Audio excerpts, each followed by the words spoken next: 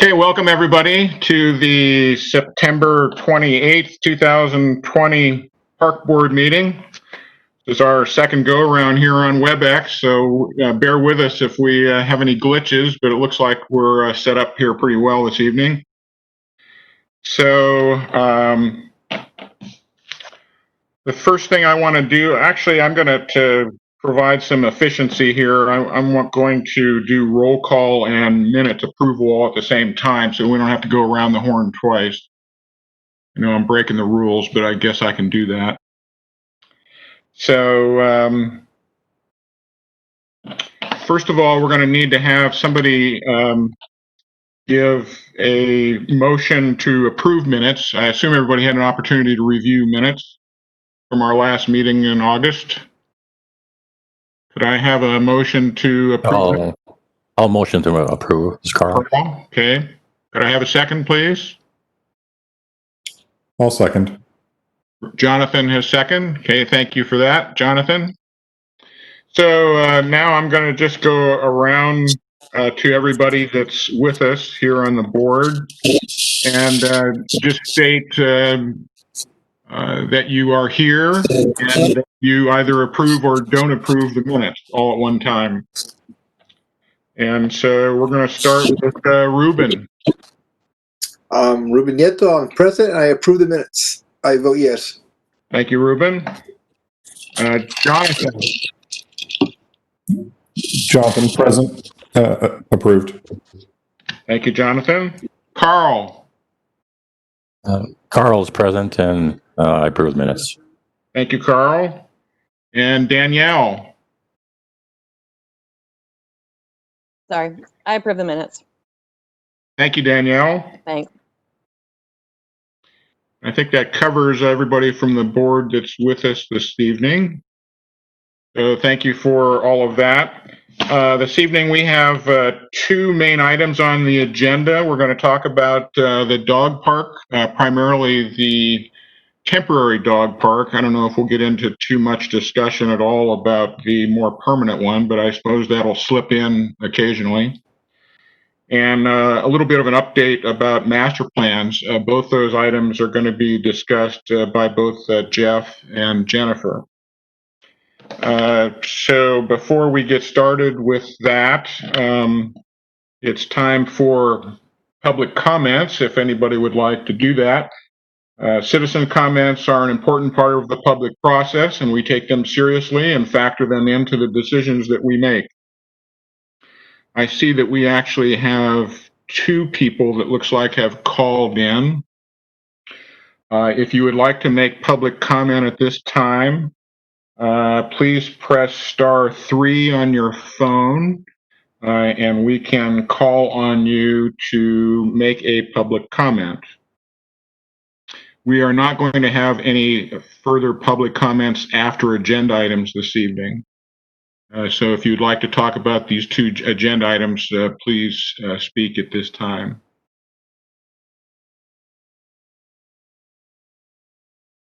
And I'm not seeing that anyone has. Am I seeing that right? Nobody looks like they're making any comments from the community? Okay. I think Connie would like to speak. Okay, Connie. That was fun. I just kept raising and lowering my hand, hoping you'd see me. I saw your hand. Yes, we can hear you. Okay. Very good. So I am going to start with large and go down to minutia. So as I am watching the city looking at redoing Title 18, and I am watching the Parks Department try to figure out how to deal with endless master plans, it seems like there should be a better way, a more efficient way, and a more flexible way to deal with parks planning. So I would like for everyone to think about what that would be, because doing, 3 master plans at the same time while trying to actually change what you're doing in a master plan is chaotic and difficult and expensive. So I don't know the answers to that, but now is the time to think about it. So now I'm going to go to the next tier down, which is master plans. And with our funding difficulties and the potential lack of funding into the future, I don't understand why we're doing massive master planning.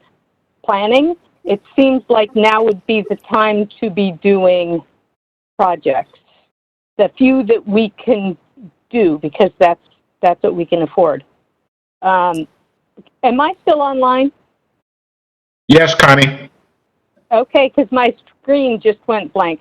Then I'm going down to the minutia, which is the concept of temporary dog park. I'm not a fan of parks in total motion with 2-week gaps in between. If it turns out that there is no way to have a semi-permanent temporary dog park, I agree with whoever the person was who said, you know, buy more fencing so that you don't have a gap and you can just move seamlessly from dog park to dog park with signage at your old dog park pointing you to the new dog park, right? And I think you could have water for dogs, though not water for people, because I don't think water for dogs is a COVID issue. And I think there are some places where either a hose or being able to access it from a building is possible. And I also think that there's no reason that we can't have a picnic table tossed in so that someone can sit down, because there's a lot of elderly people who actually can't stand for the period of time it takes their dogs to meander around. And I think that's easy. I don't think it costs a lot. So I'm cautiously for a temporary dog park. I am not for planning massive master plans at this point in time, given our budget. And I think we need to rethink how we do things from a 30,000-foot level, because I don't think this is working very well. Thank you very much. Thank you, Connie. Any other public comments? I think that's it. Okay. Public comments are closed. Thank you for that. So I guess that leads us into our first agenda item, which is going to be talking about the dog park. And maybe Jeff or Jen can talk a little bit about maybe what Connie's concerns are within your discussion, if possible. Yeah, Brad, thanks. Jeff Wadling, Parks Director. I'll kick it off. Jen, if you're able to share screen, we can. We're going to share for you the PowerPoint presentation we presented at the public meeting. I think a number of Connie's comments will be addressed as we're talking through this, and then certainly as we open it up for Q&A, if there's any remaining ones, we can certainly talk about them then. Many of Connie's comments mirror some of the feedback we've already heard, in particular with this this concept of the temporary dog parks. As we shared with you at our August Park Board meeting, we were working with the mayor's office on ways that we might pilot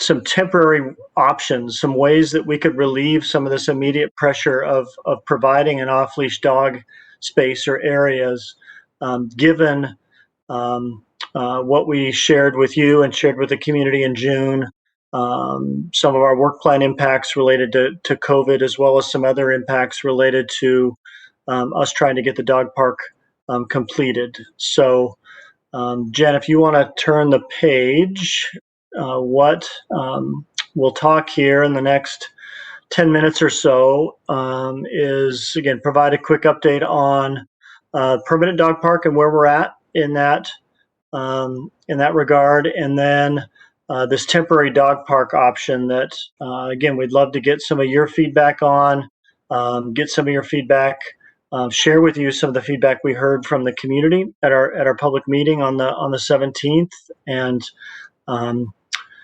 answer any of your questions and have some discussion, and then really open it up for your consideration as staff, and certainly the mayor. We'd be interested in knowing what you as the park board feel in terms of whether you would support proceeding with a temporary dog park option while we continue pursuit of the permanent dog park. The next slide, Jen. Updating on where we're at with our Tibbetts Valley proposed site. As was shared earlier earlier this year, as we were navigating as a city, COVID impacts, revenue impacts, budget impacts, there were some pretty big ones that hit us, namely reductions and reducing general fund investments, given the general fund impact that COVID was going to have both on sales tax and quite possibly property tax. And so there was $100,000 out of the general fund that was budgeted for our dog park at Tibbetts Valley Park. That was suspended as part of COVID. Also, as I've shared with you before, we had to make some very unfortunate staffing reductions throughout the department. About 12 positions in all. One of those positions was one of our park planner positions. Shantae Floriani is no longer with us as a staff member. It was a significant impact.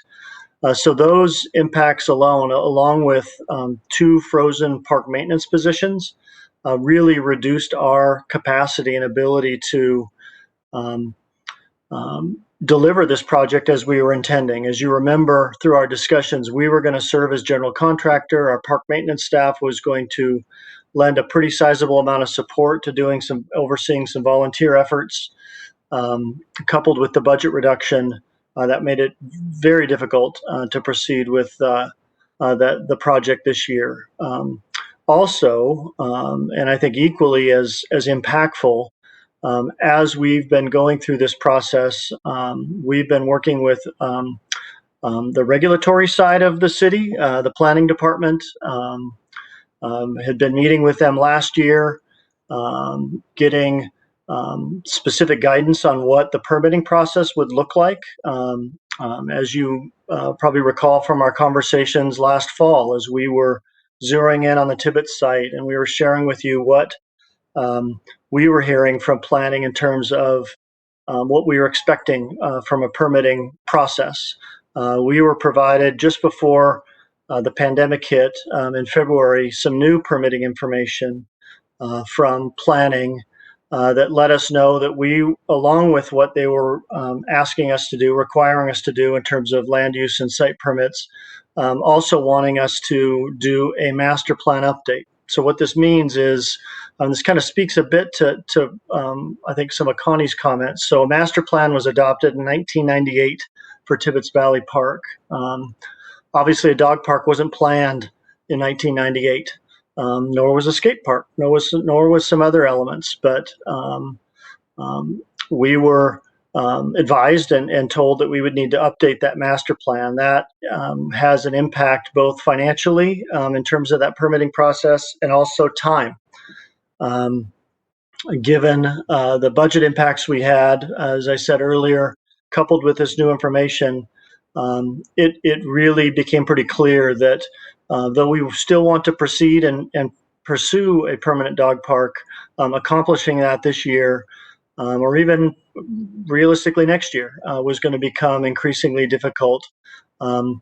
So that led, as we've communicated to the community, as we shared at our public meeting on the 17th, as we've shared with you last meeting, this need and really, I think, strong support from the mayor's office, exploring what near-term options we might have to provide some type of off-leash dog areas within our park system. Next slide, Jen.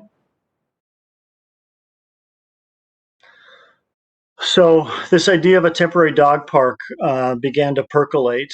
Something we heard in the public comment tonight. We also heard a lot at our meeting was, boy, ideally, wouldn't it be nice to do a temporary dog park that's just one site, and we just have it there all year round. How code identifies that option, that would need to be treated as permanent.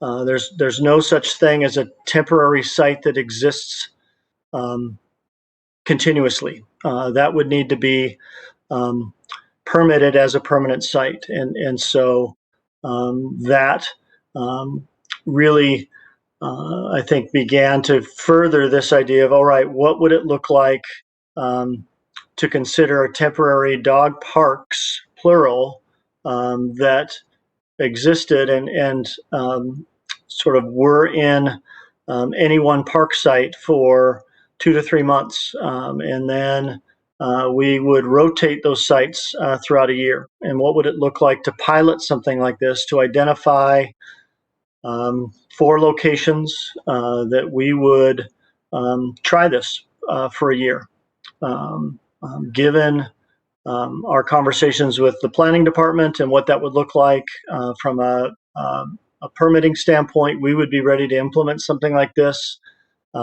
beginning next month, November 1st. This would be a way that we could address some of the immediate need. As we look at any and all of these options, we would not only look at avoiding sensitive areas entirely, but as well their buffers, thus allowing us to proceed in an expedited fashion with this option. Next slide, Jen. So if I've learned anything in my years of public service, and I think I'd like to think I've learned some things, but one is that any and all options, anything we pursue as a public project involves trade-offs. There's very rarely, if ever, a public project that doesn't involve weighing the pros and cons, weighing what is gained versus what we might have to give up or might have to mitigate for. Some pros and cons that really become relatively self-evident in this option, this concept, are listed there. This is not meant to be an all-inclusive list by any stretch of the imagination, but certainly some of the pros that again, our public feedback we heard where it was appreciated. We'd be able to implement this concept this fall. One of the benefits of sort of moving around is we're able to test some locations, if you will. We're able to provide an off-leash area in various neighborhood locations throughout the year. The capital cost for this is really quite low. We'd be able to preserve a good amount of the capital budget that remains for the dog park, keep that for the goal of a permanent dog park. As well, this utilizes existing parkland and utilizes existing parking areas, restrooms, and other amenities. Trade-offs, as I said, of course, exist, and some pretty significant trade-offs. I think it's understanding going into this that this would in no way be able to be a permanent or really a long-term solution. This is a near-term solution that we would, again, pilot for a year, learn within that year. If we have to continue it for a second or third year, let's learn what we learn in that first year and adapt as we go. Some of the special amenities that we've talked about with a permanent location would not be something we would want to invest in this sort of mobile sort of circus/concert tour approach, where we would be picking up the tent, if you will, and moving it. Some of the comment we heard tonight in public comment, again, echoed in the public comment. We would certainly want to explore if there's ways to provide some portable benches or seating that could move as the circus moves, so to speak. Clearly, we wouldn't look at permanent water, but if there was water available or accessible, how might we consider tapping into that? The other I think pretty significant downside, as we already talked about, is this option wouldn't provide that sort of single, consistent, year-round site.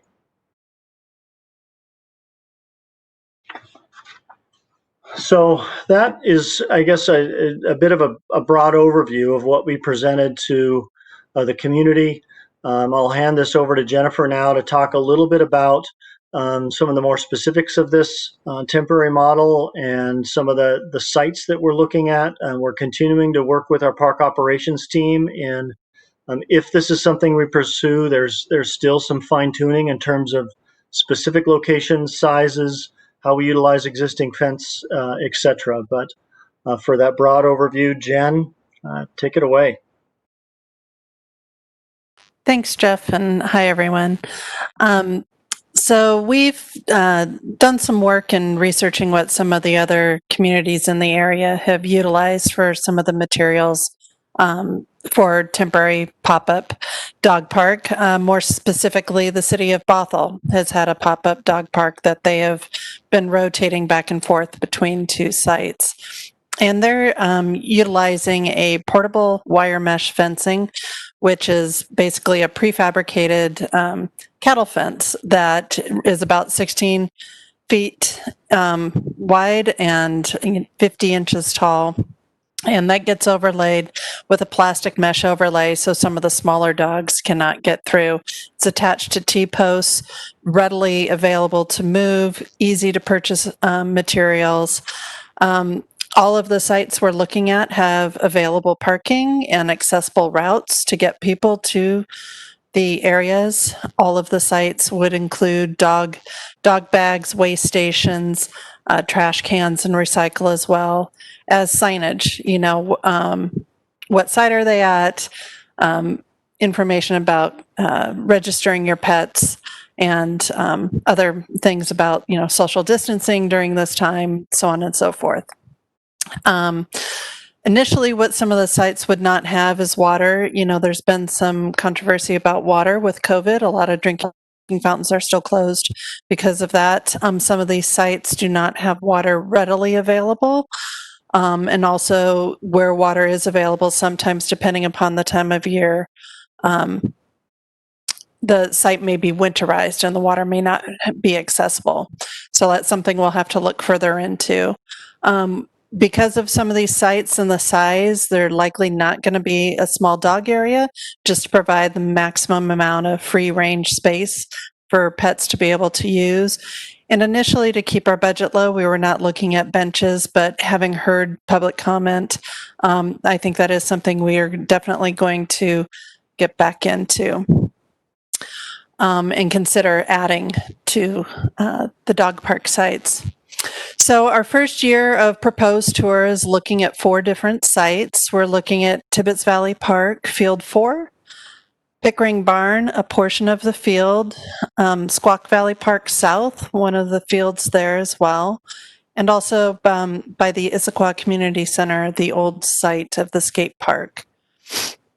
These sites, the rotation of these sites has not yet been determined. We're going to work with our park operations staff to see which sites can handle the wear and tear seasonally, knowing some of these sites tend to be a little wetter than others. So we'll have to determine the rotation yet. And there's likely a 2 to 3 week transition period between sites for takedown, setup, and so forth. So the 4 sites that we're taking a look at right now are Tibbetts Valley Park. This is Field 4. This is approximately a 3/4 acre site, somewhat adjacent to the future dog park site. This is accessible by pathways there and somewhat of a hardened area. Pickering Barn Field, this is somewhat of an odd shape, but this too is 3/4 of an acre. The shape is due to maintain the budget or the buffer setback for Issaquah Creek. So to stay out of that, it has a unique shape. Squaw Valley Park South, we'd be looking at using the smaller field right off the parking lot area there. And this is one site that does not have water available. And the community center is approximately half an acre site right off the parking lot. The entrance to the community center is up here to the top. But the Rainier Trail continues right down the side of this, and the trail that goes up to the high school cuts just to the south of this site. The estimated costs for this project are looking to be around $18,000 or less for the capital costs that we would be using the available dog park budget to purchase materials. However, there's also going to be some operational costs with this, with daily site visits to secure the fencing, as well as waste removal. And also, we've got time and perhaps money for relocation, setup, and takedown. Also, each site, knowing how dogs are, and they do have wear and tear. All of the sites are grassed areas with established grass lawn, so they would need to be rehabilitated afterwards. Some of the public feedback we've received after our September 17th public meeting, as well as the emails received sent to you earlier today, is we have strong support for doing a temporary pop-up dog park options provided the permanent dog park is still pursued. That was one thing we heard very clearly, that yes, getting something out there in the system for people to use is really important. However, they really see the benefit of maintaining and developing a long-term permanent dog park at Tibbetts Valley Park. There's support for using limited capital funds and using operating funds. There's also strong support for an interest in fundraising for construction of the permanent dog park. That was one thing we heard very loudly during the public meeting on the 17th. Also, one thing we also heard was the importance of messaging the site and making sure people really know what site's where and when it's going to be at the next location, and also communicating that transition period so people are very aware of what this is. There would have to be a strong messaging campaign that went along with this dog park tour. Some of the questions that came up during the public meeting were also, can we use all of Tibbetts Valley Field 4? And again, because of some of the critical areas and buffers and wetland areas down there, we cannot. Can we have at least 1 to 2 benches for seating? I think that's definitely something we can certainly take a look at. We were asked, can we use the proposed Tibbetts Valley Park site as a temporary dog park location? As mentioned, all of the sites we have selected for temporary use are all established grass. There is some cleanup work, a lot of blackberries that still need to be eradicated. And we do not have accessible routes yet to the Tibbetts Valley Park site, so that would be a challenge for us to use that. One other thing we heard was, is it possible to install the next temporary site before transitioning to the next site? And that's certainly something we're open to considering. It would create an additional cost to have to purchase extra material, but that is something we're definitely open to considering. Jeff, did you want to take these questions, or did you want me to continue? Sure, Jen. I can. Okay. No, that's great. Well done. Yeah. So I guess just teeing up discussion. Any questions you all have? And Brad, thank you. I think you differentiated this as well in your introduction. Really the discussion tonight, the focus tonight is on the element of what do we do in the interim, right, with this temporary dog park? Do we consider this idea and this concept, knowing obviously we have need, interest, desire in continuing to pursue the permanent dog park, as Jennifer said, and I think as you've read some of the public comment, as you've heard some of the public comment, these are not one or the other. This idea of a temporary dog park is not intended to replace or take away the need for a permanent dog park. It's just a way of trying to mitigate this near-term need. an idea to consider in terms of pursuing the permanent dog park is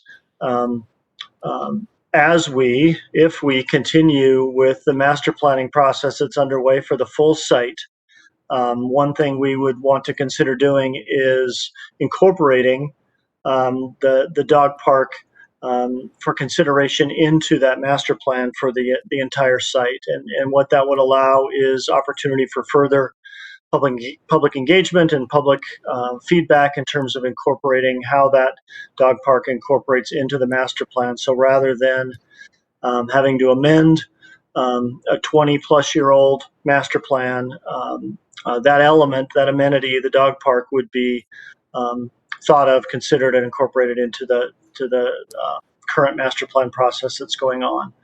But back, I think, to you for discussion, Brad, and again, focus on thoughts around this temporary option. I see Carl has a question. I have some questions. Okay, if you all just want to, in the chat box, just write question, we'll call on you in order. But being there's only 4 of us, I think we could probably manage this. If you just want to raise your little hand too, we can call on you. So Carl? Jen, maybe you want to stop sharing and we can go back to, great, thanks.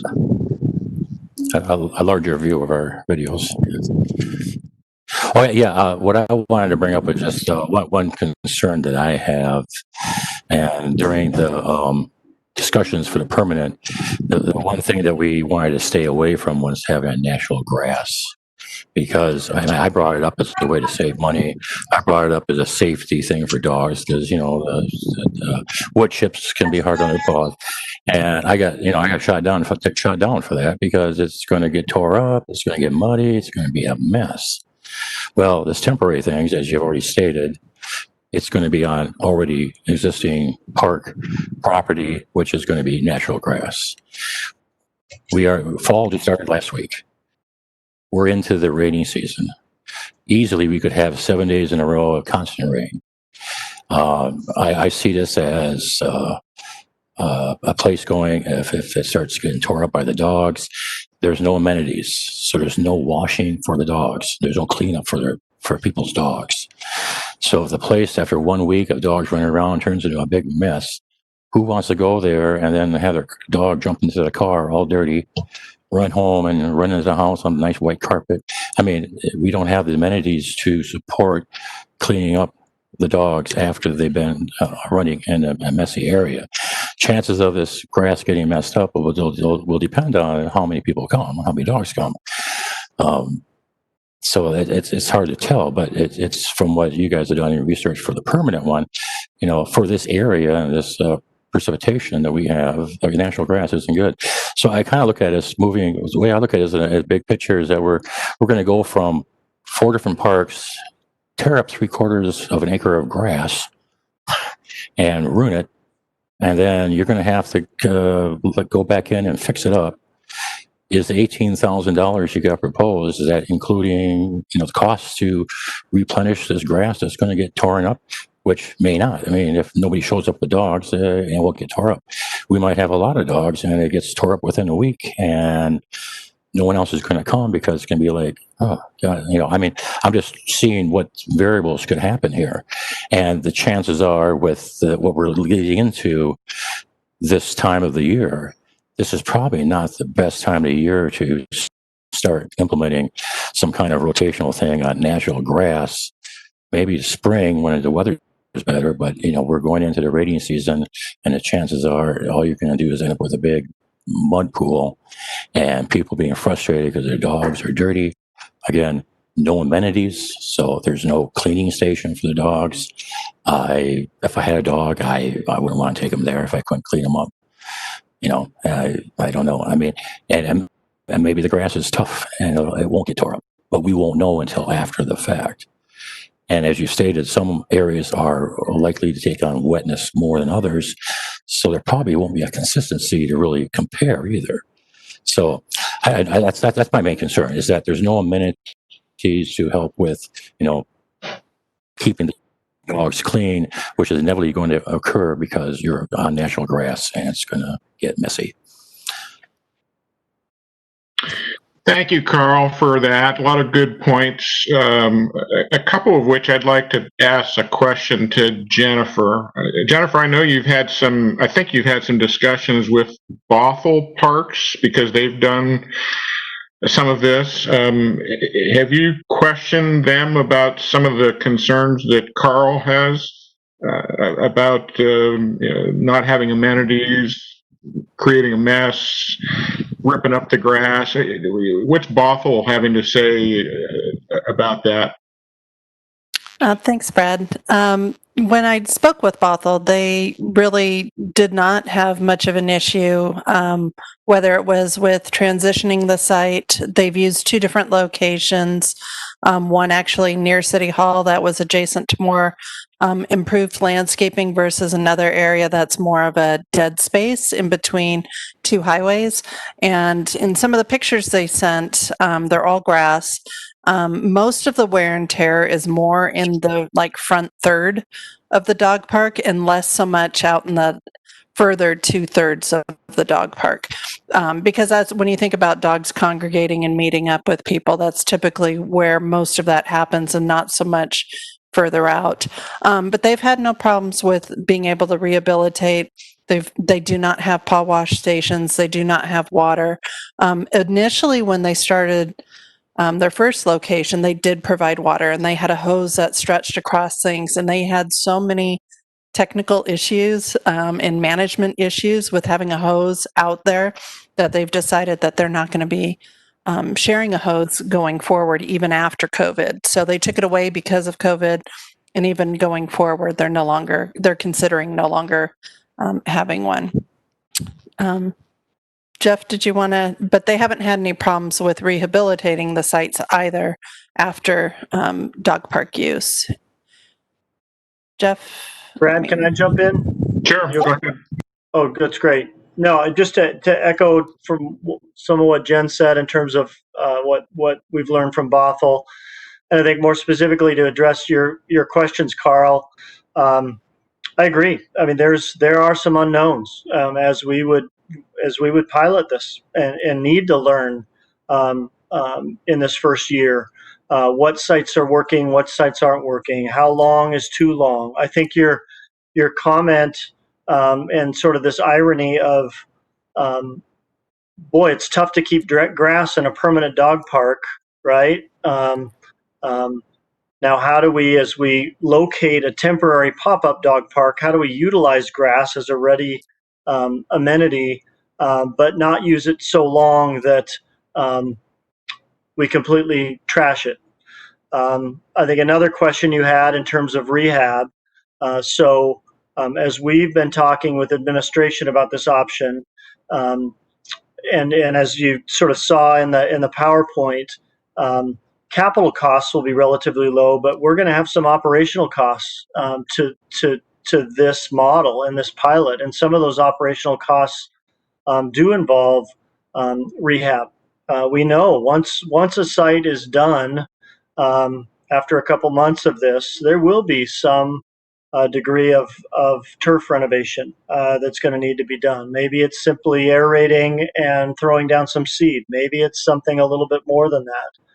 But we would want to make sure within our operating budget we understand that would need to happen. And again, we would go into this first year needing to learn from the experience.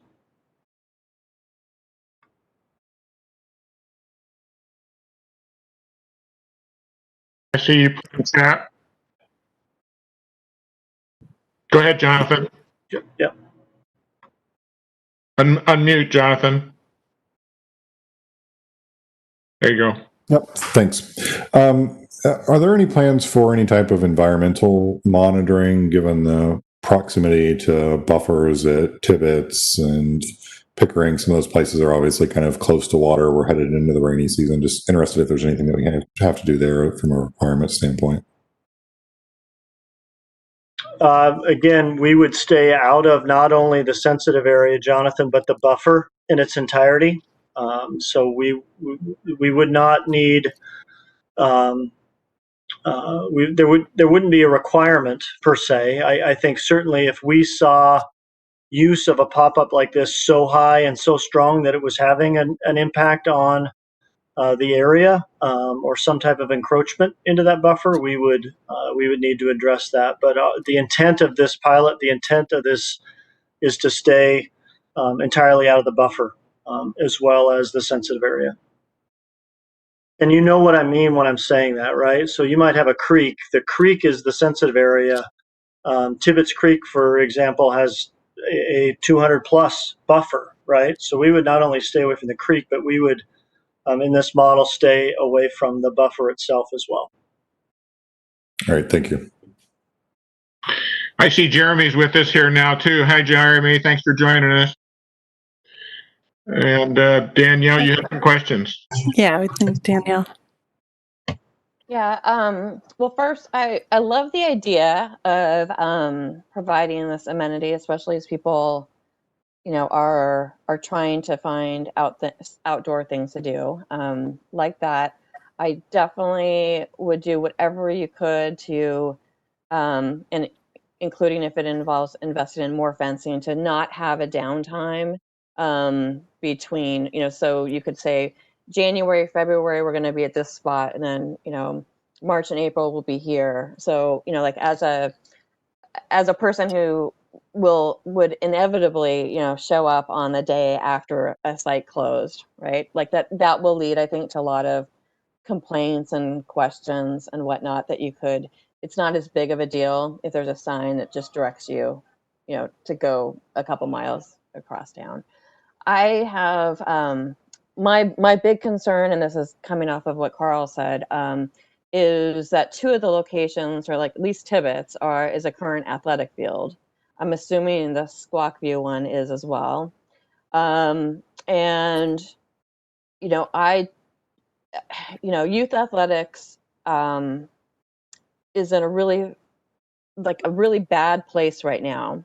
But parents, and I'm speaking of a parent of kids who do sports, like parents are very concerned about the impact of just the mental health impact, really, of kids not being able to recreate and like do the sports that they normally do and see people. And I think that there's going to be a real push to, like as soon as that can get started again. And I think there will also be a push to still have people kind of distanced and spread out. And so Field 4 at Tibbetts, I know that is not a field that it's kind of like the worst of the fields as far as in my experience at Tibbetts, but it's still a field. And it still, has been used for rentals. I'm not sure what all is used at the Squawk View location. But my gut instinct is that there will be a need to maybe have more fields rented. And so I have a really big concern with the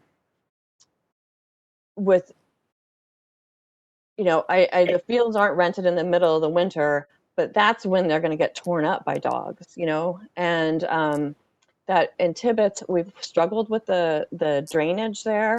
It's not doesn't drain. And so I have a real concern with like moving forward on athletic fields and what are the consequences going to be?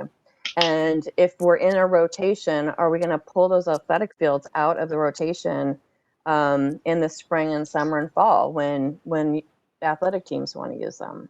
So if you could speak to that, and also I'm really curious how you came up with those locations, and maybe like why not Confluence, which is a really large grassy area. Maybe why not parts of Veterans? Why two athletic fields? Thanks. You bet.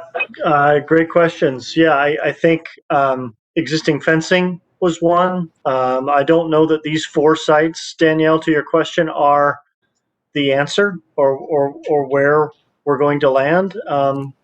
with this pilot. I think you're absolutely right. Field 4, as we look at historical use, is the least used. I think to your point of seasonality is another key variable that we're looking at. As we think and plan this rotation, we would look at what are the existing scheduled uses of that park and how do we sort of fit the rotation to balance and not not move out historical use, right? So, Field 4 would not be something we would look at doing in the spring or summer, right? And so, um, um, how we sort of incorporate this temporary, um, um, I've used sort of the circus and or concert tour approach. In fact, one of the folks on public comment offered to design concert T-shirts as a fundraiser. We'd need to be careful, and so you're right. I think youth sports. We've begun renting our athletic fields with COVID protocols. They've been heavily used already. There is a pent-up need. You're absolutely right. Both I see that in my job, in my day job, but also as a parent as well. With a daughter who is in sports and gets great value from that. So, yeah, it's not something we'd want to take away. Squaw Valley Park, I think you asked the question. This would be the southernmost field is what is proposed, and it's really a mod size field that gets really almost no scheduling, no rental use. So again, not something we want to take away or create a full year use there, but to find a couple months, it would not take the place of a historical use. Does that answer some of your questions? Yeah, and I guess I just am still, you think like how bad are those fields going to be, and what's it going to cost to put them back together, and a field that's used for athletics, it's problematic if it's not even, or like if it's really lumpy, if you have a bunch of big dead spots, so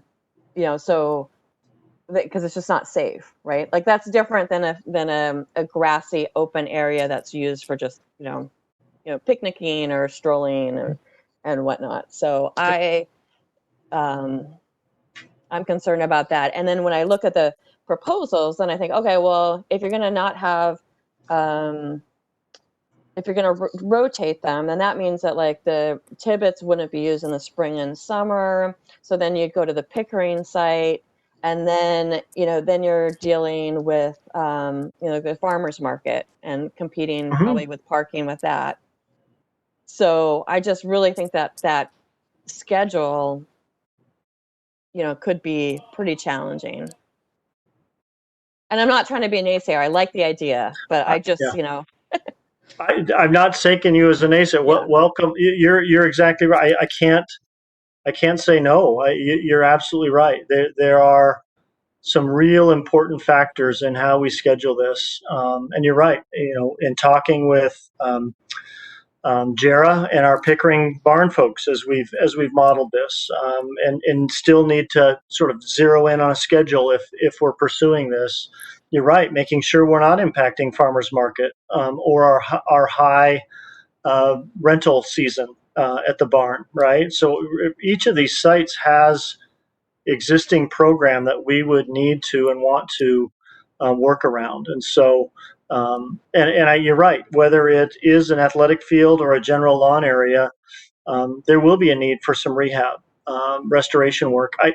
I'd be foolish to try and predict here's the exact amount it's going to be and here's exactly what it's going to be. But other than there's going to need to be a commitment to follow up with restoring this. And again, if we pursue this first year is going to be really important to sort of ask that Dr. Phil question, right? How's this working for us? And what do we either modify if we're doing this a second year, or right? How do we learn from this? So it really is a pilot. Any follow-up, Danielle, or is that good for now? No, I don't have any follow-up. So I don't see any other questions or comments in chat. So go ahead, Jeremy. Sorry I'm late. We had some technical difficulties and I had to get the kids to figure this computer out. But has anybody thought about Pad 1 up in the Highlands? That was going to be one of my questions as well, as to whether that might be an option. Because, I mean, it doesn't seem like we're going to use that for a while. Well, and it may not have the same kind of wet issues that some of these fields might as well. Although that it's so rocky, I don't know whether or not that's usable without having it be worked on. What's your thought on that, Jeff or Jen? Yeah, it's not a finished site by any means. So I think we'd need to look at and make sure, again, as we work this permit with the planning folks, access, right? We don't necessarily have ready ADA access. So even as we present this as temporary, there's certain things we need to abide by. That site might be a little tougher without, again, more investment. And is that the investment we want to make for sort of this temp pop-up approach? And Is that also, I Go just ahead. wanted to add to that. Thank you, Brad. Is that site is actually still very close to the existing dog park up in the Issaquah Highlands. Literally, you could walk down the BPA trail and you're within a half a mile of the other dog park. So trying to find a location elsewhere within the city to make it easier for people to access, is also a consideration. Yeah, we can take a look at it though. We can pose that question to the planning folks. So I have a couple issues I wanted to talk about. So I think it was Connie had mentioned that the community center site may actually have some sensitive area attached to it. Has that been explored, and is there anything there that would not make that an option? It has been explored. So if you're familiar with the old skate park site, there's the Rainier Trail. Just sort of serves as the western boundary and then there's a ditch / sensitive area wetland. We had a watershed company who's a consultant firm go out and do a sensitive area appraisal and delineation.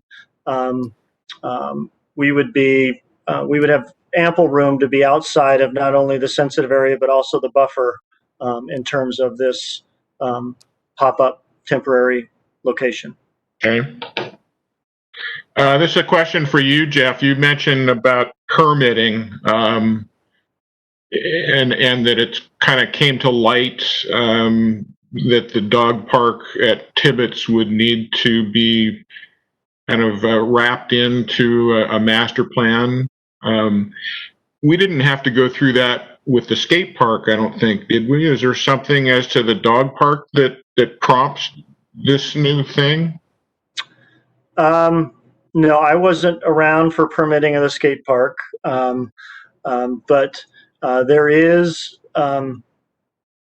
planning has let us know there's language in the code that this change and interpreted the skate park would have required a master plan amendment as well. But given what was planned in the 1998 master plan were tennis courts up in that area, by putting an off-leash area, that represents enough of a change that they would want us to amend the master plan. So with that, there's a relatively sizable fee, somewhere probably in the $15,000 to $20,000 range, and a pretty significant amount of time to make that amendment. Okay. And to follow up on the skate park, just for clarification, we did do a level 2 process for that. However, we did not do a master plan update as for the skate park. Just A for level- clarification. A level 2, is that an amendment that was done? Or Just a permitting step. It's the site permit. So that was the new news, was along with the level 2 for the dog park, the need for doing a master plan amendment was provided to us earlier this year. okay. So, yeah. The capital cost of $18,000, just to clarify, that's primarily all fencing, right? Or is there anything else included within that cost item? Jen? Yep. Yeah, sorry. Fencing, waste containers, some signage, things like that. But just to note that 18,000 was somewhat generated before, only considering doing one site at a time. It could increase costs if we were to buy fencing for 2 sites. So we were able to leapfrog them rather than have a dead time. So that cost may increase, but not significantly. The materials are rather cheap. So overall speaking. So to set up 2 sites so that you wouldn't have the interim interruption, that would not double the cost? Not fully, no. No. Okay. And what is expected to be done with this fencing after the permanent park is put in place? Would this be sold? Would it be used somewhere else by the city, or is it just junk at that point? I mean, what's the intention of that, $15,000 worth of fencing later on? Well, depending on how many cycles the circus moves, right? It's going to live a pretty hardy life. I think we're going to get ample investment out of that. Should we pursue this? Depending on its condition, Brad, we would probably save a good amount of it for who knows? Would we need it for events or other sort of pop-up opportunities? Given its configuration, it's relatively versatile. So depending on how long it's used and what condition it is, we'd probably keep some of it. Thanks for that.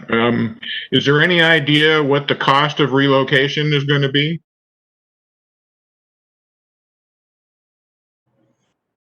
The cost to set up and take down? Right.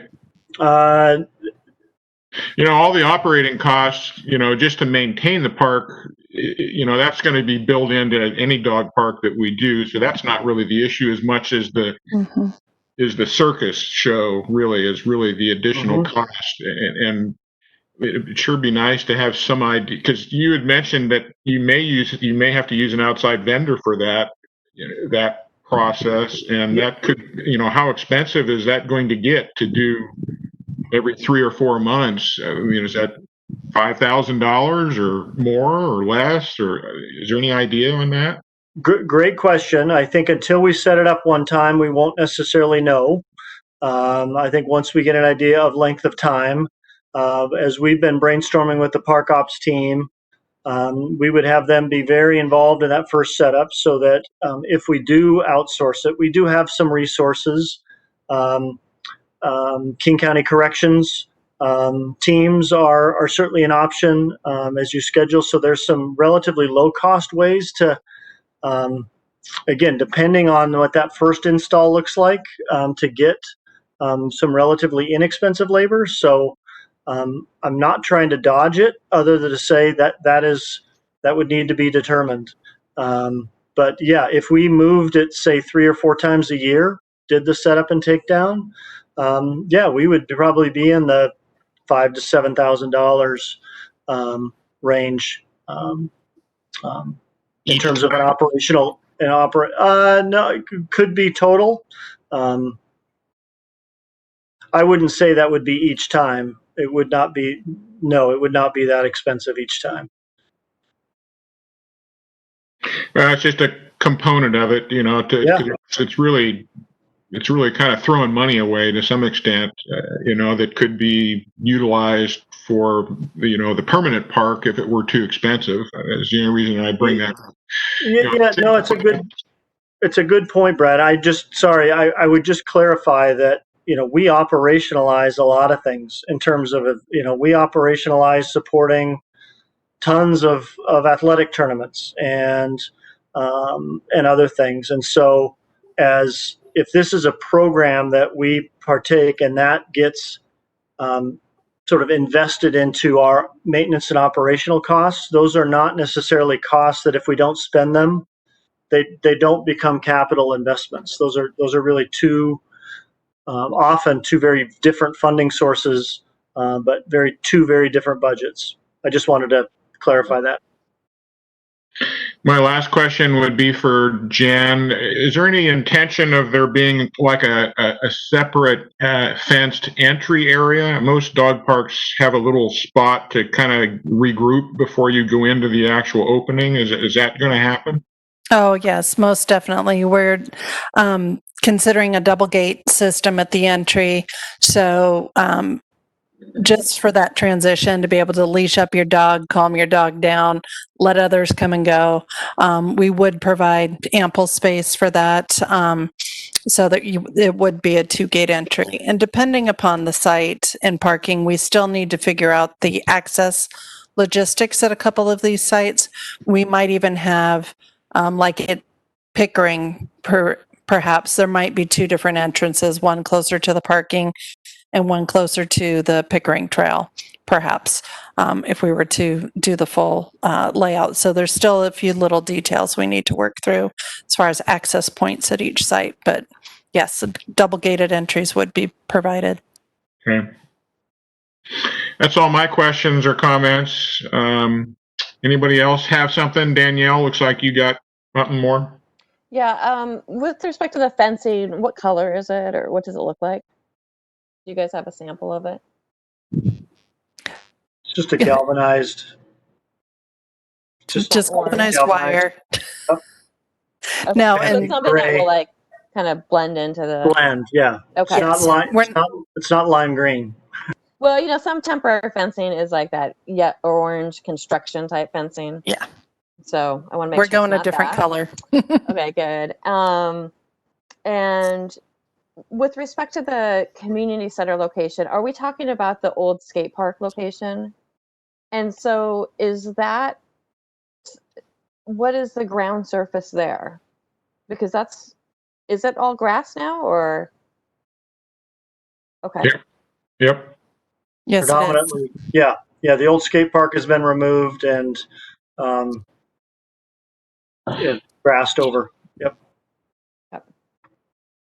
And are there any other locations that you guys considered, or I'm trying to get my head around the athletic field part. I have a real consternation on that. So, and Tibbetts is the only athletic field that's of concern of the 4, right? Well, if Squawk Valley Park is that was developed as a athletic field. I don't think it's used that way. It may not be. It sounds like it's not used that way. Right. Again, my concern is just that I don't, is that if we're,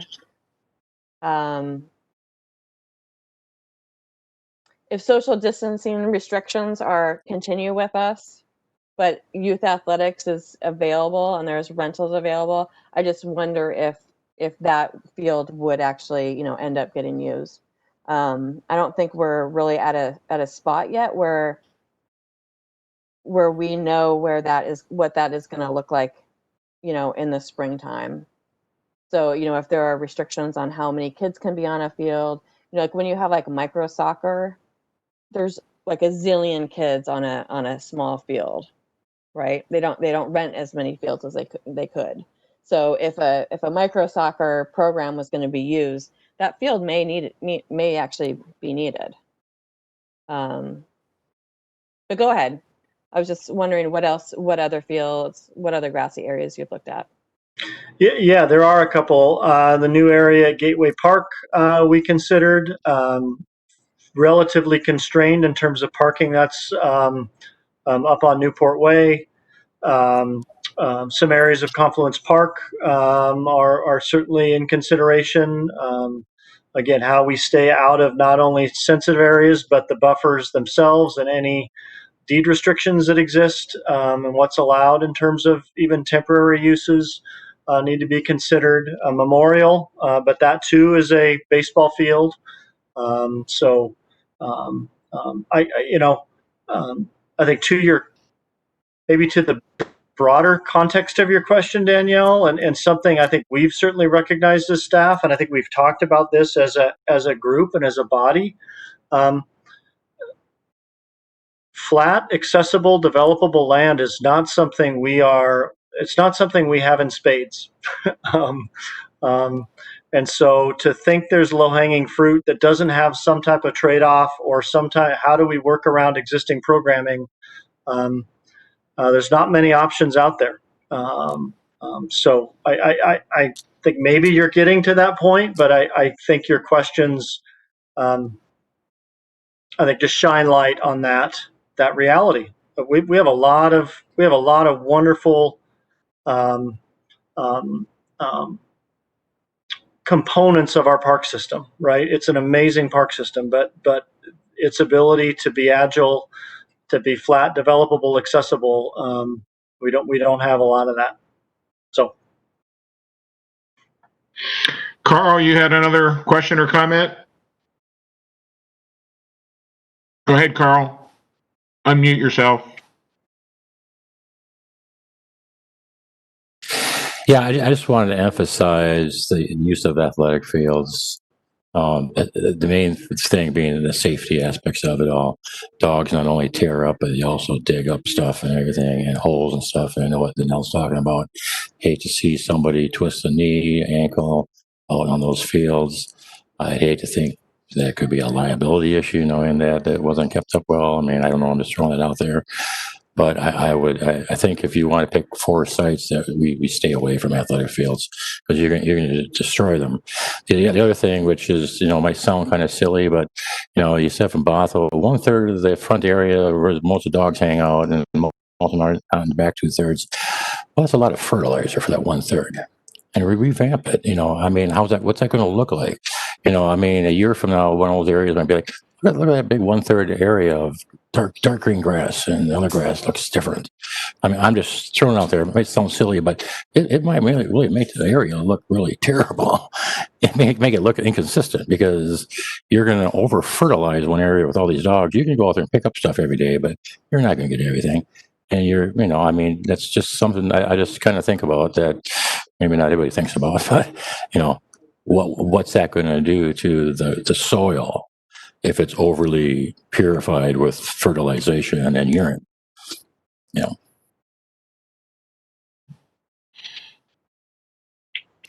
Thanks, Carl.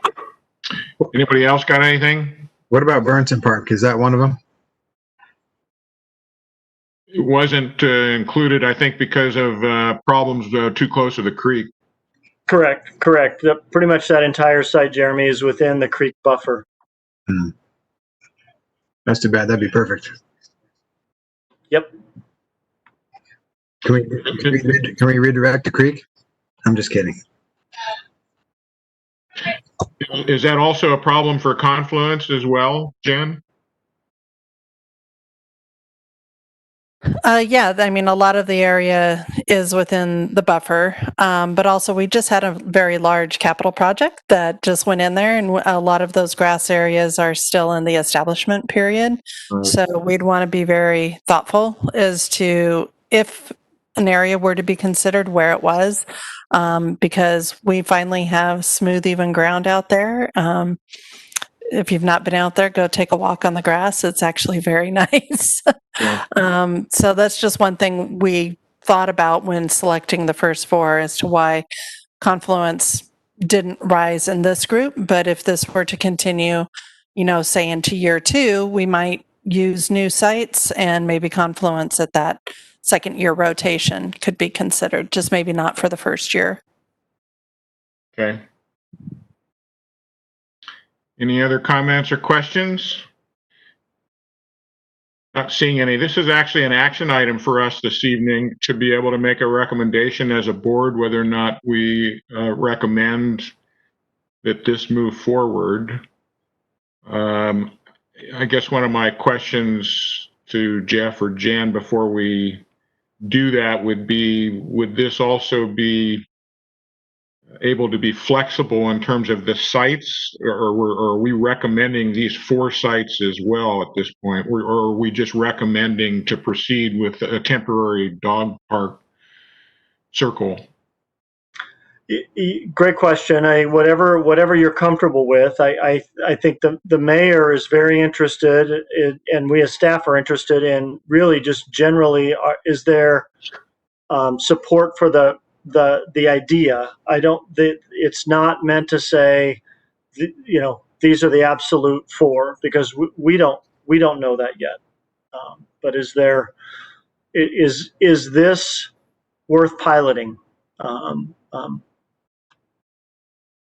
The remarks we got from the community in our one of our WebEx meetings seemed to be pretty supportive. I didn't really see much negative from the community at all about the concept. Maybe in terms of the sites, I think there were some concern. I mean, much like Danielle has concerns with it, but the actual concept of temporary dog parks seem to be supported for the most part. Is that accurate?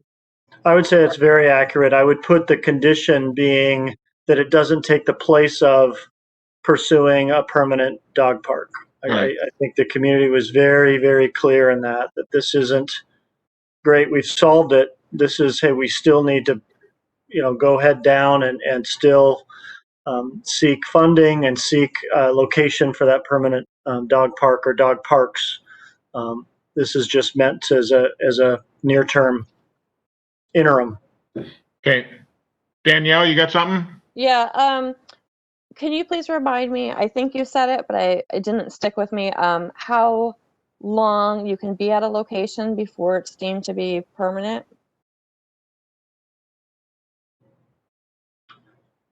Boy, I don't have the exact number of days, but I think what we're looking at is 2 to 4 months, maybe if there's a site that doesn't have existing programming, i.e. a space like the old skate park, right? Is that something that has a little longer life, say 4 months?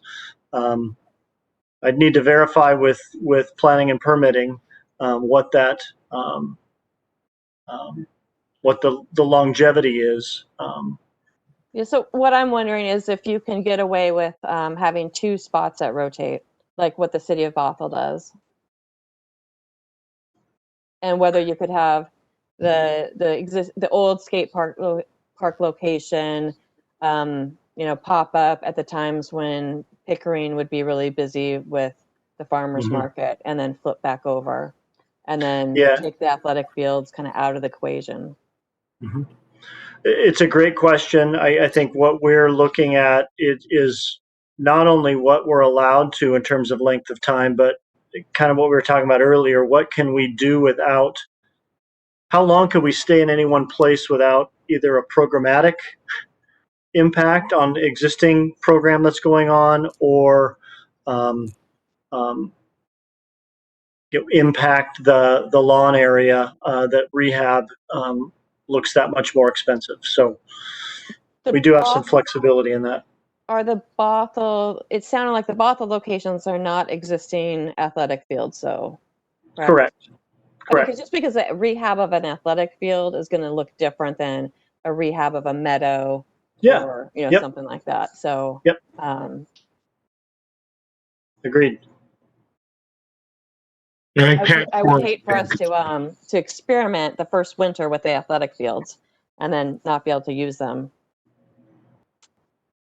Yeah, I agree. That would not be the place to start at Tibbetts, I don't think. Not only because it's probably one of the wetter ones of them as well, and we're leading into the fall here. So it'd be better to experiment somewhere other than there.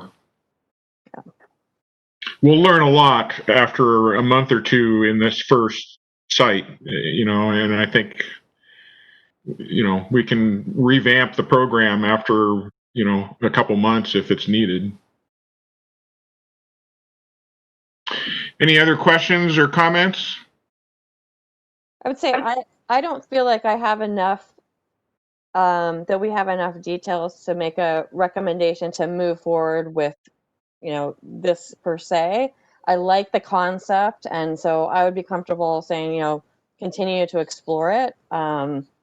But I would want to know what that schedule is going to look like, what the impacts are going to be, how much time you're providing, especially with respect to the athletic fields, how much time you're providing in order to like rehab the field, how much you think that's going to cost. Because those are costs like what Brad said, every time, if we can get away with having 2 locations, that's going to also be a big, that'll be a savings with respect to having to move the fencing and moving the benches or providing, whatever other, options there are. So, I would say we should at least pilot it with a smaller number of locations. And, if we start November 1st and a location is done, like it's clear, like it can't handle any more dogs, in the first month, then we should just pause it, not move it to another location to I like destroy that. another grass, I like that pause it pun too. And Totally intended, I'm sure. That was not PAWS. intended, but I'll take it. we haven't really, I'll get to you in a sec, Carl. We haven't really talked at all about how COVID might influence this. I mean, gathering people together in a relatively small dog park area sounds a little concerning in our current health climate. I mean, what do you think about all that? Yeah, boy, I think that we would have this signed much like we do the skate park and any of our other congregating park amenities that are open, that folks would need to mask up. This is a public space that would require masks and being smart and responsible in terms of how they're using that space. If this was something that we were monitoring and folks were having a hard time physically distancing, then we would need to revisit that. But you're absolutely right. As we've managed public health guidance through all of our park amenities, we've had to keep tabs on that as well. Yeah, I suppose if you can do a public market, you can do a dog park, right? However, in fairness, I don't think that they're doing a very good job of social distancing at some of the parks anyways. I have photos of the skate park, 15, 20 kids within 2 feet of each other. They're not social distancing there. I can send the photos if you want to see them.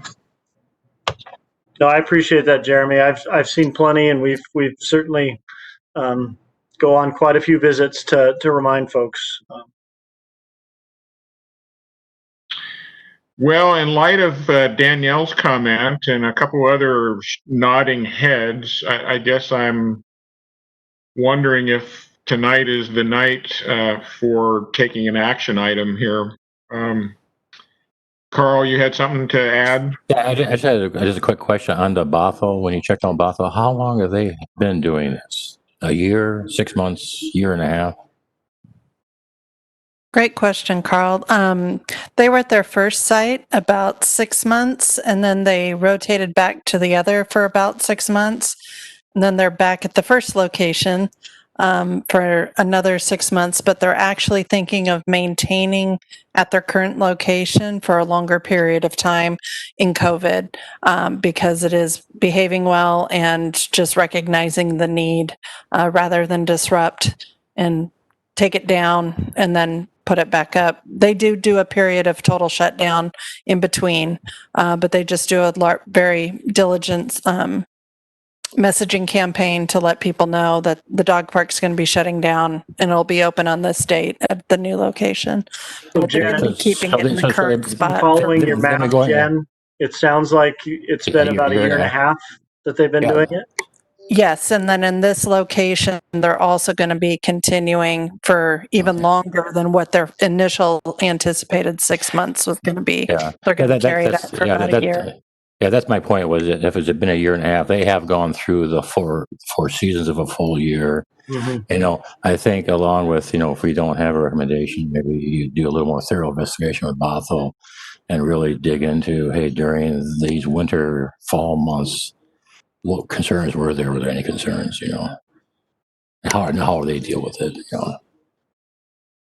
There really haven't been. When I spoke with them, they had no concerns.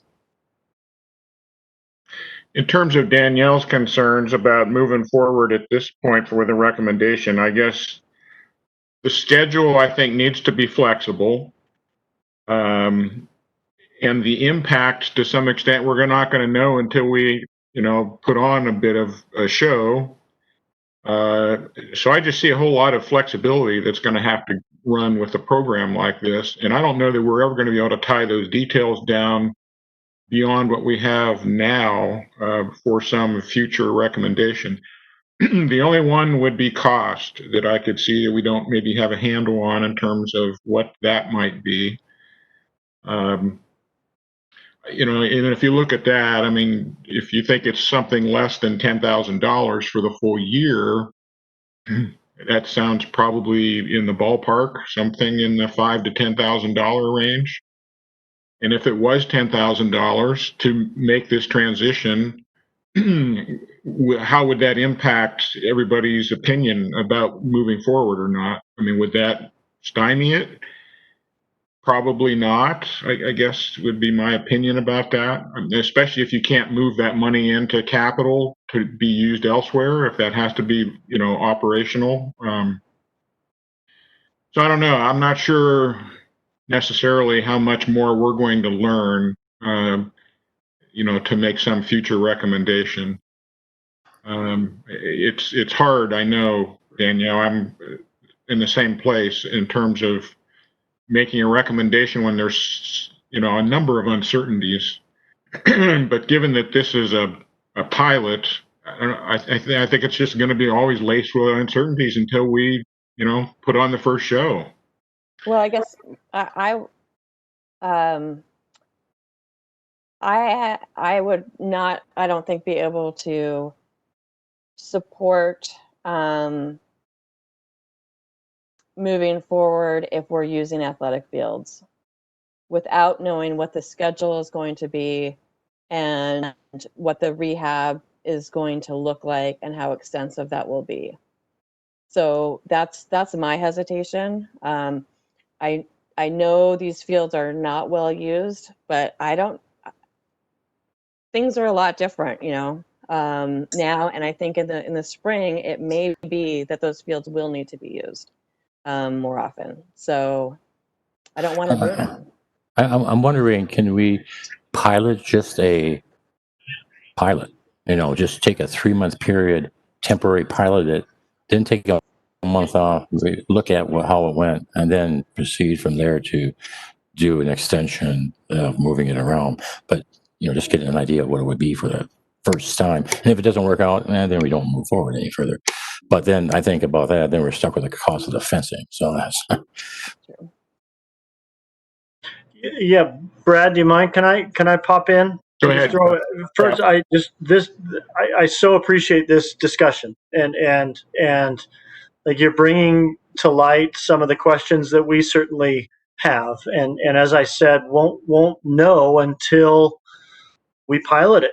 If we pilot it, I think what I'm hearing from you is extremely helpful.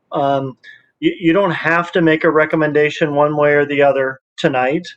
I think your feedback and guidance has been very helpful. I've heard, yeah, okay, this is worth pursuing a little bit more. Let's not use athletic fields, or really, really pay attention to how they're being used if they have to be used.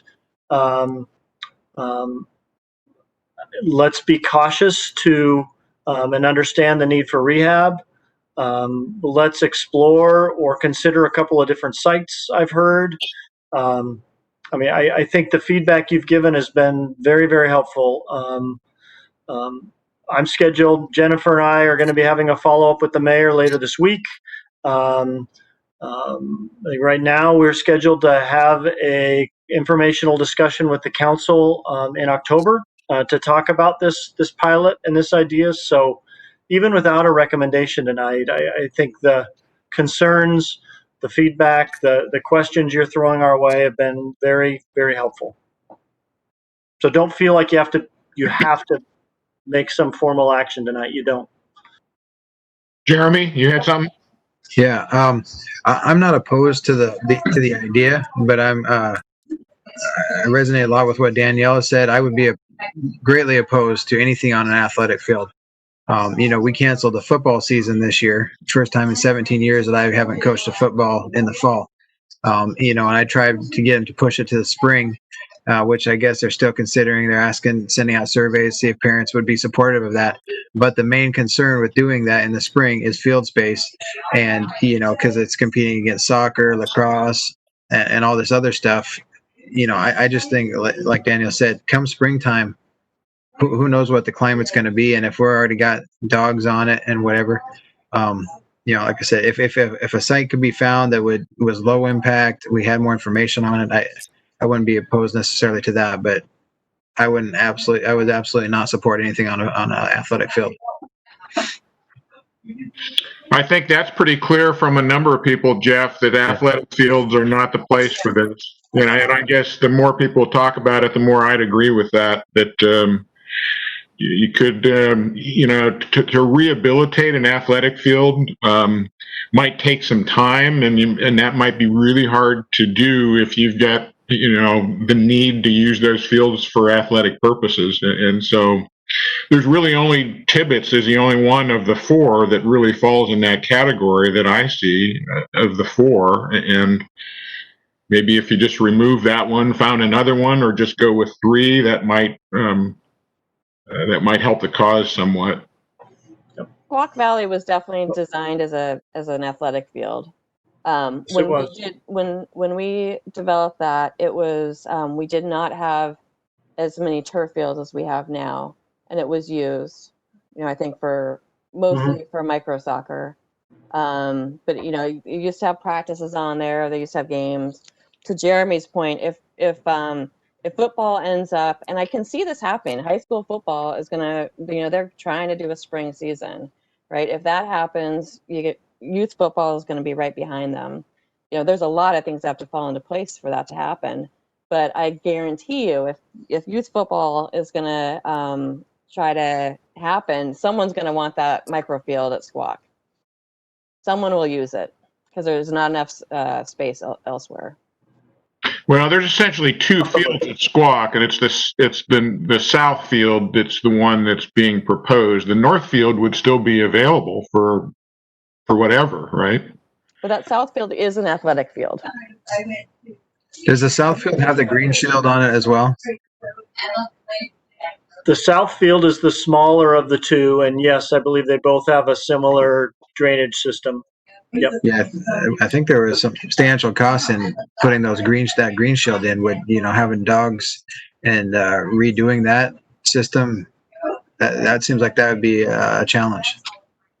Yeah. Any use of a field space that has green shield, Jeremy, we wouldn't need to redo the green shield. That wouldn't be impacted by any sort of event and or dog use. But point well taken. Well, Jeff, a lot of mixed thoughts here. I mean, what do you think? Should we go ahead and put something up for a recommendation vote so that you have something to go to council with, or do you want to just express some of the concerns that were voiced here tonight and say that the board is not making a recommendation at this time? Whatever your pleasure is, but like I said, I would be fine if I don't think you have consensus. I'm not hearing consensus around what that message would be for a recommendation. I would be fine if what I communicate, and you tell me that I'm saying this correctly. I think there's interest in the concept. There's strong sentiment to not only from a scheduling standpoint, but just a function standpoint to avoid athletic field space that we rely on even in different times of the year. And try and come up with a model, and understand too that you as a park board are probably just as interested as us as staff. As we pilot this, we're going to have to learn as we go. So is that, am I encapsulating what I heard? And if so, I'm fine delivering that. That's very helpful information without any kind of formal vote. Yeah, and I think it's great. I really appreciate you coming up with some creative solutions, and having some options that isn't just like, oh, we can't do the what we wanted to do, which is this formal dog park, so we'll have to wait for however many years to do that. So I think I think we're doing the right thing. We just need to kind of keep in mind all the other competing uses and the cost.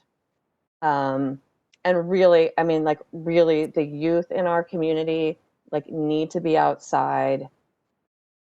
We're going to have the mental health impacts on our kids is going to be a challenge for our community.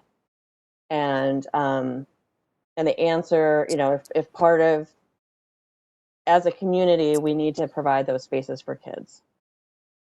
So it's a problem. Yep. You're here. So I think you encapsulated it pretty well, Jeff. I think maybe for now, let's go with that. This is really only the second time that the board has really had an opportunity to really talk about this. And I noticed our last board meeting, which we hadn't had one for 6 months, was really kind of informational.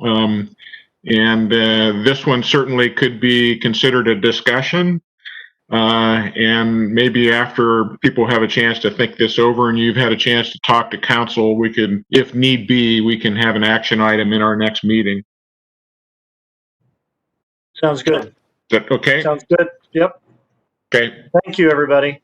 Good. And thank you, Jennifer.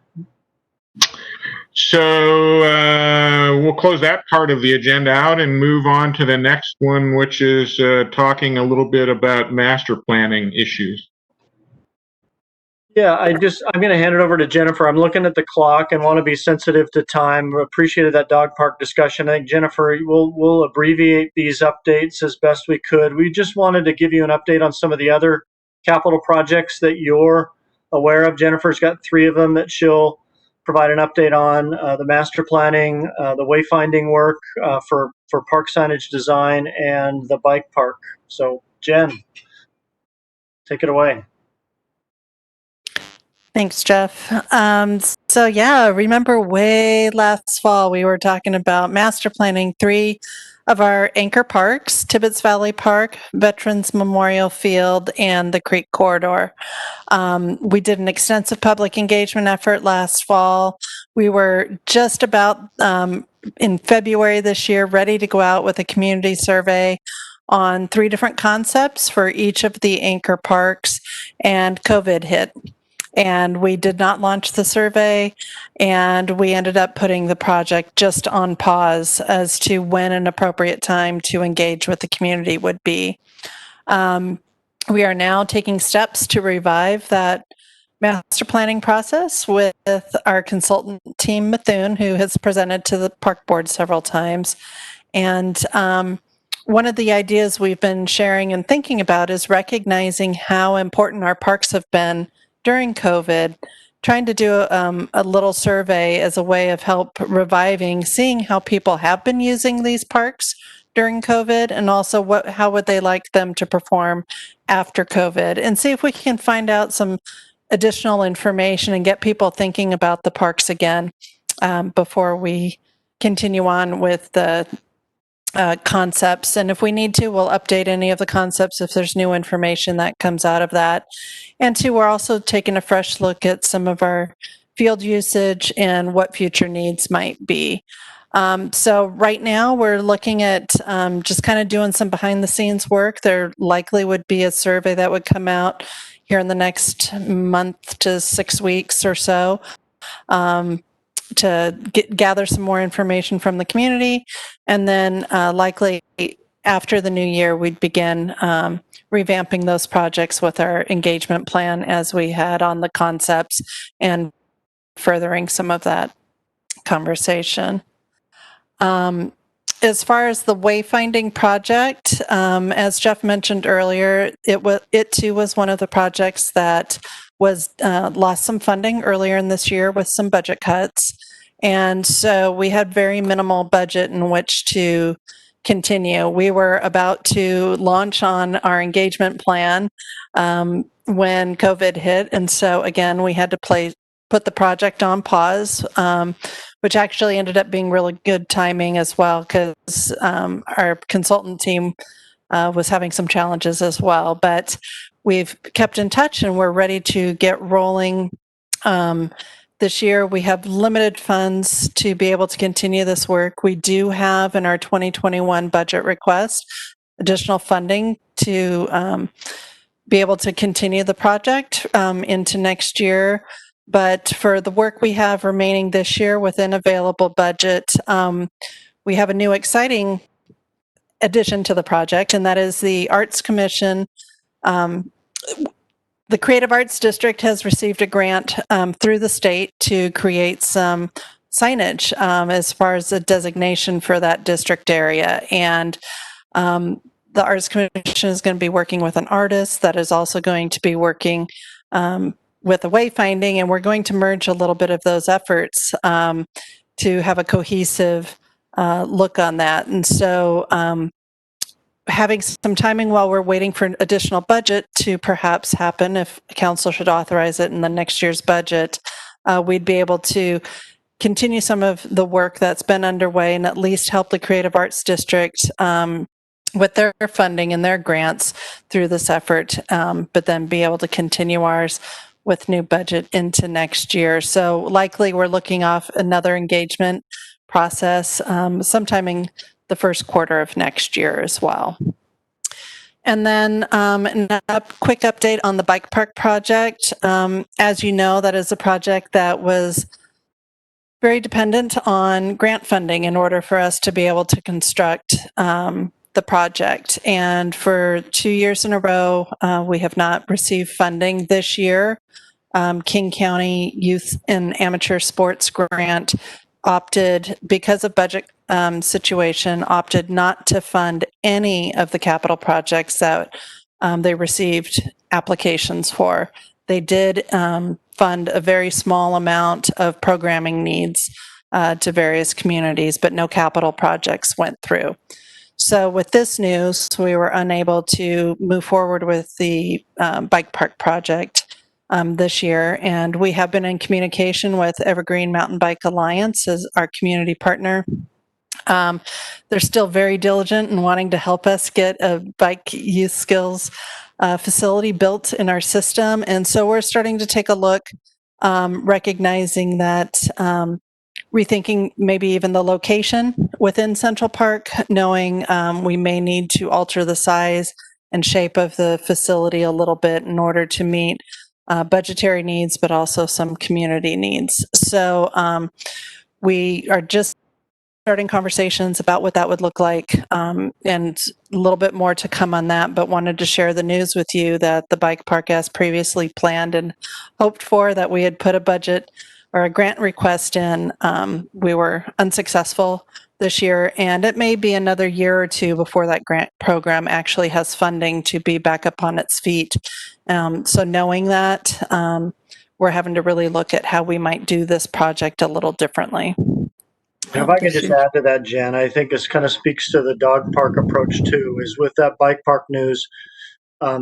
We had such a reliance on grant funding and needing to go out and get grant funding. Our conversation with Evergreen has been, hey, how can we become less reliant on grant funding, perhaps modify the scope, get something sooner rather than waiting for some really, really competitive grant dollars that maybe bike skills parks have a hard time competing with. So we're going to take a look at that, see if we can scale it back a bit, and make it happen.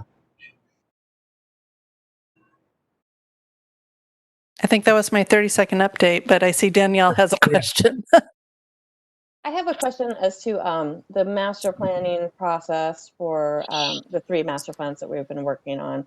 And is there a reason that we need to start that now? My concern is that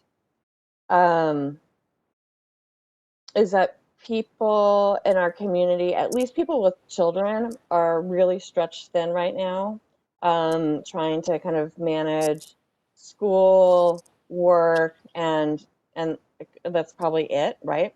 And so I just wonder if we will get, to the extent that we're asking for public comment, if we're going to basically be setting ourselves up for not getting a whole section of the population in our community that cannot deal with anything extra right now. Yeah. No, it's a great question. And if I can fill into what Jen said, yeah, I think at its earliest, that starts again in any sort of way.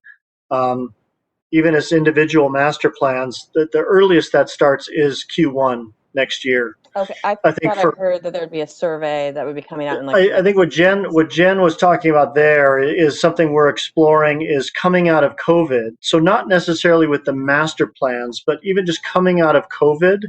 And I think you've made, and a number of you made some really astute comments about youth sports, and sort of we're coming out of COVID, and this idea of how parks are being used, I think is maybe being looked at a little differently. So what if we do some type of survey this year? It's more sort of a, what lens are you looking at your parks through now as you're coming out of COVID, right? I mean, so it's a way of, I think, starting to frame up that question, and whether we do that the end of this year or whether we kick that off the beginning of next year. I think there's a way to sort of have some conversation about this post-COVID world of parks and athletic fields and uses before we even dive into those master plans. But I think you're right. I think we're very aware of just capacity of families and the community. When's the right time? When are the right optics to have this conversation? So I think that's what Jen was saying we're doing this year is we're circling back with Methuen and it's sort of asking those questions of, okay, when's the right time? What's the right first step? And I think what we've come to is maybe the right first step is to ask some of these not park specific questions of those 3, but just, hey, we've all experienced COVID. How do you see, I mean, are your optics for parks, do they look a little different now than they did 7 months ago? So okay. I think very aware of that very thing that you're talking about, capacity of families. When's the right time? When are they ready to even think about this? But yeah, I don't disagree. Yep. I don't disagree. Yep, you're one of them, right? Yeah. Yeah, we're not going to be able to do anything, I think, substantive with the community until we can actually get out and mingle again together. I mean, to try and do something like that on WebEx or whatever, I think is fruitless. Or to do it any way, shape, or form over the internet. I mean, and who knows when that's going to be, quite frankly. So it's pretty hard to plan for a time frame until, we get closer to that, whenever it is. So. While we're talking master planning real quick, and I want to be sensitive of time, but I know in public comment, Connie asked the question or raised this point about master plans and should we or shouldn't we, and maybe we don't even do them or don't need them. That's at least what I heard, and that's a valid question. And I guess I would say I don't know that there's not a right or a wrong. I don't think as we look at how we look at the near term and the long term needs of any park system, and I'm saying this from my experience, I would say any healthy planning effort should be a mix of both, and a mix of both being sort of long range master planning, near term projects, still doing a little bit of both. And when I look at those anchor facilities within Issaquah system and realizing and recognizing at some point in the next decade that those spaces are going to be asked and have the opportunity to perform more and perform better. And I would be hard pressed to prioritize an investment within any of those parks without understanding the whole. And so I think that's at least where we're trying to say, whenever that right time is, and this fall is not the right time, but I do think that, you know, those budgeted funds for master planning, we wouldn't be seeking additional new funds next year. The idea is just reallocating the budget we have. But I would see there's still a need. We shouldn't put all our eggs in just master planning. We should still be doing some near-term projects, but master planning those spaces are something that's going to be a value for this community and really positions probably phased investments into those parks for many, many years to come. So my 2 cents. Danielle? I would agree with that. I also want to just remind us that when we pause, when that process paused, we had just started actually having conversations with the baseball community, which is the one community that's most impacted by whatever happens at Tibbetts and Memorial, you know, together. And so I don't think this is the right time to re-engage in that conversation, but I do think that we should re-engage in that conversation in a really thoughtful way before we re-engage with the community, so that we as a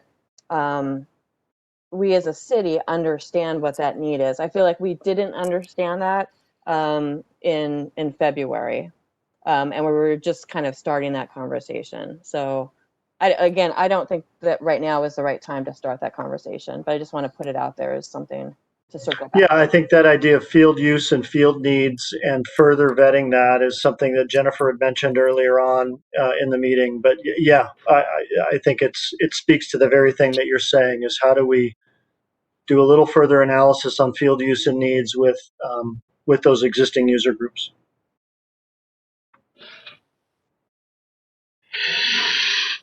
Sounds good. Is that it on that part of it, Jen? Yeah, Yes. Jeff?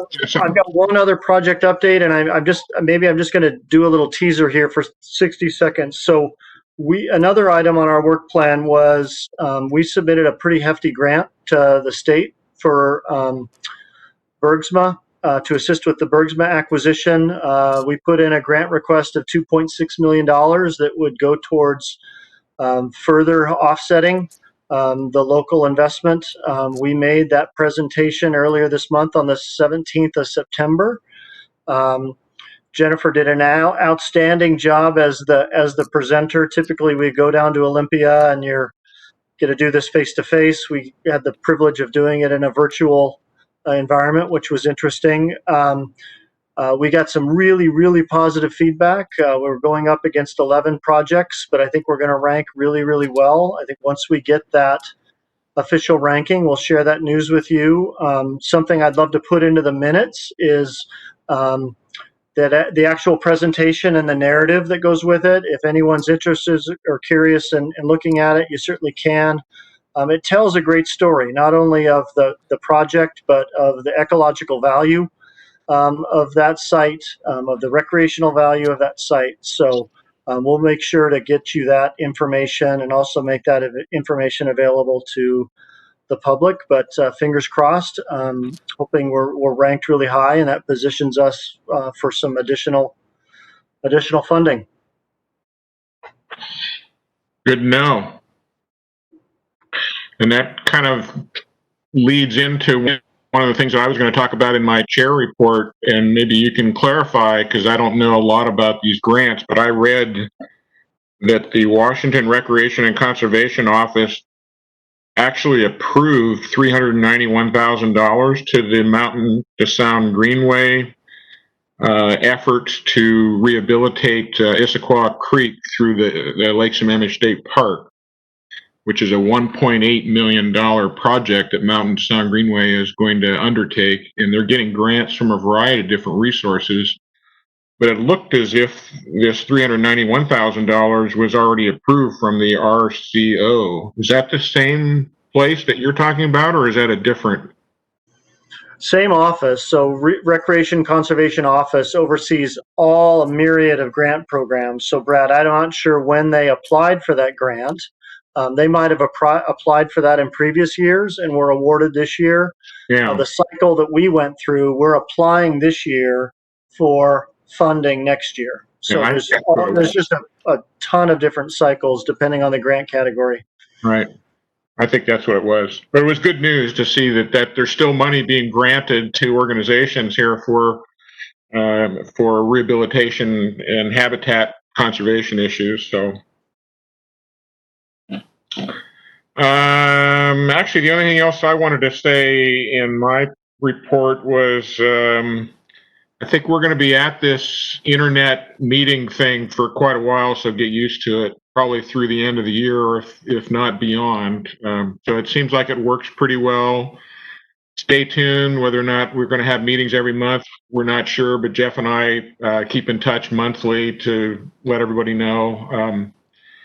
And if you just, I encourage everybody, since these are all recorded and placed on YouTube, that if you miss any meetings, make sure that you, if possible, watch it on YouTube so you can stay plugged in to things, because it's, our discussions seem to build on themselves, and it's always good to stay involved.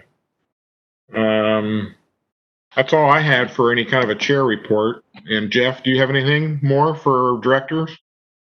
I've got one item that'll take 2 minutes, maybe. I'm going to share my screen here as I'm talking.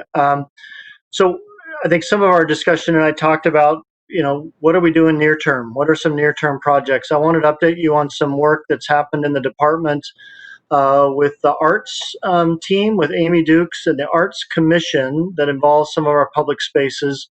Many of you are aware of the East Lake Sammamish Trail and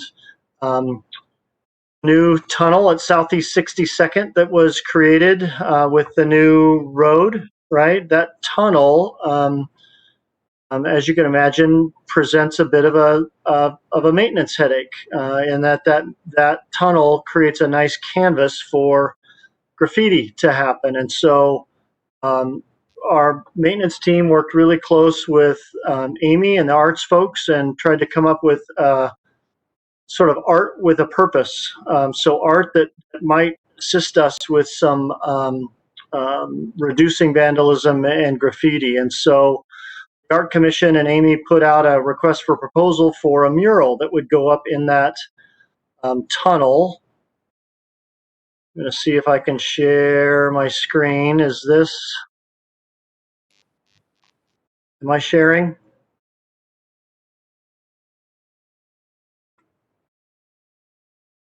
So the result of the effort, an artist was selected, and the Art Commission just at their last meeting approved this artist to put up this mural. This will be going up later this fall. Like I said, this is the tunnel that goes under Southeast 62nd. This is the East Lake Sammamish Trail. But rather than this blank gray canvas, the commission did a great job of choosing an artist that depicted very locally relevant art. It's not just random art, but certainly speaks to Issaquah and hopefully creates a nice piece of art in the community, but also addresses some of our maintenance concerns. So just wanted to... How does that refrain graffiti from happening to ruin that tapestry? It's a great question. So there'll be a pretty heavy anti-graffiti coating that's going to go on over that art, and I think it's certainly been proven. I've seen it where I came from. In Kent, we did this, but art and murals tend to be respected a little bit more than just a blank wall. I think there's an understanding of, oh, okay, this means something. And I think especially something that's locally relevant just has a higher potential of being respected than, like I said, that blank canvas. So no guarantees, but we are pretty optimistic it'll help. Good. Looks very cool. So that's it. Just wanted to share some recent news. Really appreciate the discussion tonight. As Brad said, it's great to get together, have these conversations. Certainly, as we are starting to resuscitate some of this work, I just, as staff, want to reiterate, see great value in these conversations, as you are a great advisory group. So thanks. Danielle, you got something? Yeah, I found that this summer we didn't meet for many months, right? And I found myself kind of like wondering what we were doing, like what, just, it would be nice to get some updates. Like, so if we go for a stretch without meeting, just as far as like, well, what parks are open? Like, are we doing rentals? Are we, what, are we hiring people back? So sort of like just if we don't meet for a stretch, if you could send us kind of a little bit of updates, I think that would be really helpful. Absolutely. Appreciate that feedback. In fact, I would imagine we are going to be meeting to some frequency. Just again, I think with some of this work happening, I think something we've talked about as a team is maybe the next meeting having a little more, just a broad update on COVID recovery and where we're at as a department when you look at all of the array of services and amenities that we're managing. It's been a busy time, but to give you that broader context. And I suspect that you have had to pivot and do some things that you haven't had to do before. And so to the extent that you can share those and share those successes, we would love to hear those. That's right. So. Yeah, and real quickly, and part of that COVID recovery and stuff like we talked about, come springtime, I know you guys are always forward thinking and forward looking at what could potentially happen, but if you had, twice as many user groups wanting to use the facilities in the spring, like Danielle said, how we make sure we facilitate and provide the most coverage for everybody, how you guys are thinking about addressing that. I think that we should be thinking about as well. Yep, appreciate that. We've actually had some really fruitful conversations with the school district and engaging at a little higher administration level about some of those things. Yeah. What access do they need to our pool? What access do we need to their buildings? How do we collaborate, even from a field standpoint, when we anticipate this sort of you're right, this concentration of needs, both indoor and outdoor in the spring. So yeah, sounds like it's worth an update next month. Thank you. And in response to Danielle's comment, I kind of think that now that the city has WebEx in place and supports the boards and commissions using the system, I guess I don't anticipate us having another 6 months off like we had here this year, unless things really fall apart. But we got to stay optimistic that that's not going to happen. And so, I think there's some real value in us even this way getting together to have some discussion, and it's very likely that will continue pretty frequently. I'm not seeing any real reason that we don't, quite frankly. We should be able to just keep moving on. Well, toilet paper is plentiful at Costco if it falls apart again, so grab it when you can. Appreciate the inside scoop, Jeremy. That's great. Any other comments or questions? New business? Anything? If not, it was a real pleasure to meet with you all tonight, and thanks for your help and on your comments, and we'll be back in touch. And for now, the meeting is adjourned. Thanks. Good night, everyone. Thanks, everyone.